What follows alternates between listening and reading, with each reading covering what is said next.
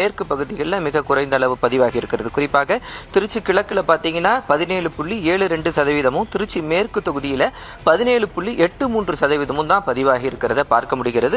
ஒட்டுமொத்தமாக டெல்டா மாவட்டங்களை நம்ம பார்க்கிறோம் அப்படின்னா கரூர் தொகுதியில் அதிகபட்சமாக 18.78% வாக்குகள் அதிகபட்சமாக கரூர் தொகுதியில் தான் பதிவாகி இருக்கிறது.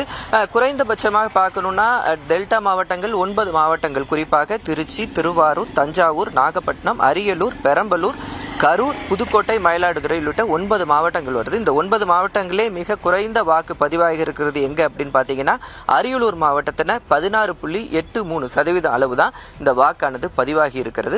அதிகபட்சமாக 18% வரை இந்த 2 மணி நேரத்தில் 18% வரை வாக்குகள் பதிவாகி இருந்தது.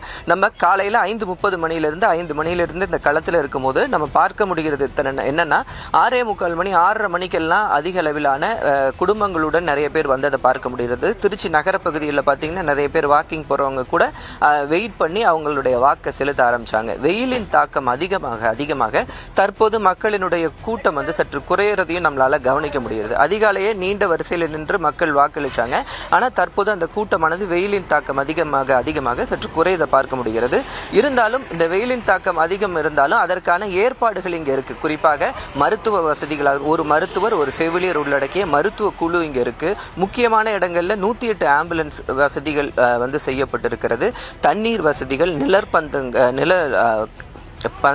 பந்தல் அமைக்கப்பட்டிருக்கு மற்றும் அமர்வதற்கான சேர்கள் போன்றவை இடம்பெற்றிருக்கின்றன.